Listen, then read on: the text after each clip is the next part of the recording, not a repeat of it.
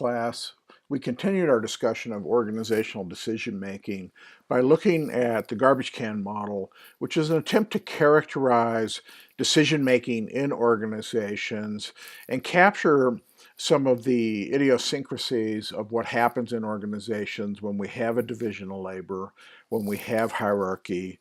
And in that division of labor, for instance, we have departments who are largely exist on the staff side to be solution generators, and they come in every day and do their job and look for solutions.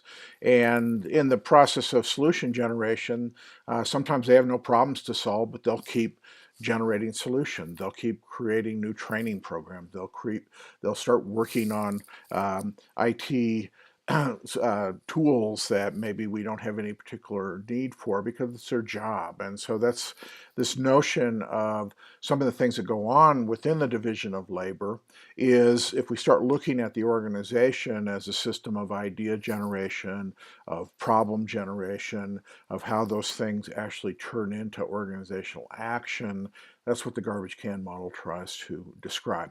And in kind of trying to break down the processes that are happening in organizations that are related to decision makers, the people who came up with the garbage can model said that organizational decision making consists of four independent processes. And this is a key thing. These processes operate independently, that they're going to go on. And it doesn't mean that the processes don't come together and things don't get solved. It just says that these processes have an independence about how they go, about cranking in organizations, and that as leaders, we need to be aware that these are separate processes. If we want to get a decision made, if we want to motivate organizational action, we have to give attention to each of them. And the four processes are what we think of as the initiator of decision making, problem creation. Organizations have problems, we have problems, things aren't working the way we hope they might, or we want to improve them. We label those problems. And those problems need to mobilize the resources to get resolved. And it's not uncommon these days that if we have a problem, one of the resources we need to get engaged is some kind of IT resource. And so the information technology component of our firm is controls resources that are important. They are solution generators. We need them to help us, and so we have to actively engage them. And if we can't engage them, our problem may never get solved. It may just continue to be a problem. And it's one of the things that's observed in organizations is they have these persistent problems that nobody can quite figure out what to do about, and people just learn to live with them. And so that is just a reality of organization life, much observed, but in fact, important problems and our capacity to mobilize problems, we attract solution generation. The third independent process is actor participation. It's people getting involved, coming in and having ideas, helping us do implementation, are all part of getting a decision made. We need people's support. And the final independent process is the creation of choice opportunities. And what the garbage can model observes is that choices are not ever present, choice opportunities. They actually are usually pretty specific venues. They very often, we need funds allocated or resource allocated that usually takes place in a very specific venue. And that's a process that we need to give attention to in making decisions. It's important to understand that the garbage can model and the notion of it relates to things we've already talked about in the course, which is that the participants in organizations are time poor, that they don't have enough time to do all of the things that they're faced with. They don't have enough time to solve all the problems that exist in the organization. They have a variety of prioritization schemes, but there's only so much time. It also tells us that people are willing to spend time and invest in problems and invest in the process of solution generation, getting people interested in it, marshaling our case and going before a choice opportunity, if we can identify one, is a really key part of leading in organizations and getting problems resolved and decisions made.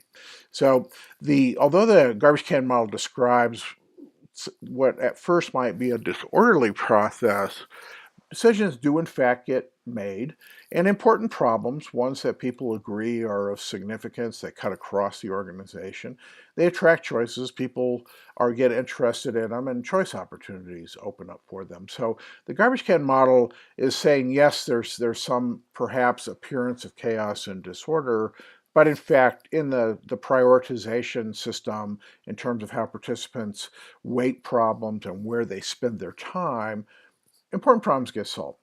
It's important for us to understand this because when we want our problem solved, garbage can model says we need to intervene to make the process orderly. We've got a problem. We got to figure out who can support us in coming up with a decision or some kind of action.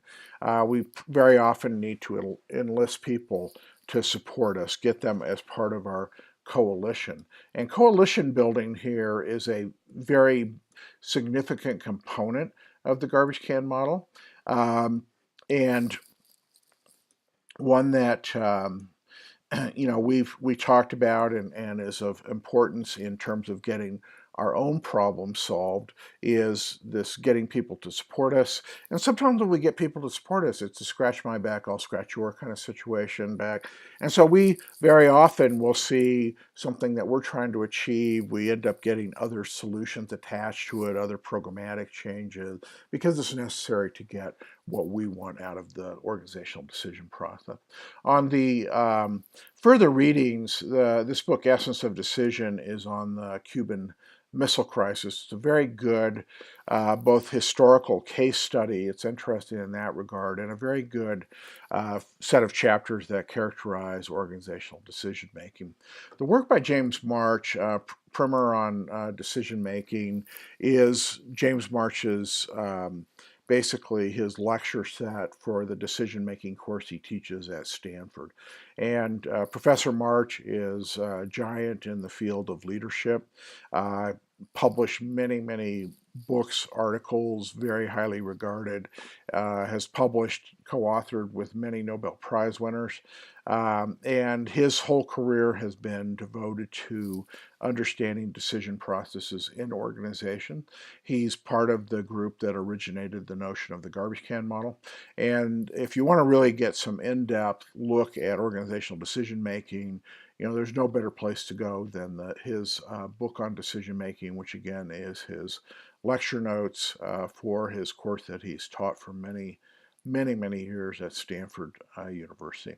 Also, the James March and Johan Olsen Ambiguity and Choice in Organizations also has sections on the garbage can model. And then finally, I list a movie. It's unfortunately rated R and probably gratuitously R, but it's a fascinating movie about a business. Jack Lemmon, who won an Academy Award for his performance in the movie, is an owner of an apparel manufacturing company. He has his business and his success is in women's sportswear.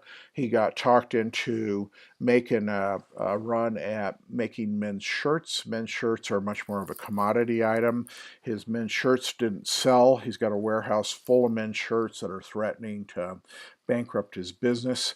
And what's going on in the movie is he's trying to decide whether to hire an arsonist or not to burn down his warehouse so he can collect the insurance money and save the company. And the movie's got quite a few very poignant vignettes of him talking to his employees. He's really struggling with saving these people's jobs, and he doesn't want to hire the arsonist, but his accountant is actually advocating for it. It may be the only way to save the firm, and he's really struggling with the decision. And that's what the movie is about, and it's just quite fascinating set of vignettes about what goes on in companies, in the relatively small companies with only 50 or 60 employees, his personal relationships with the people who worked for him for decades, and the true dilemma that he's facing. So it's a great movie. Again, it's rated R, and that's kind of my reluctance in recommending it. Many people that's not appealing to, but again, if you can get past the R, it's a really outstanding, probably in my opinion, the best movie on business ever made.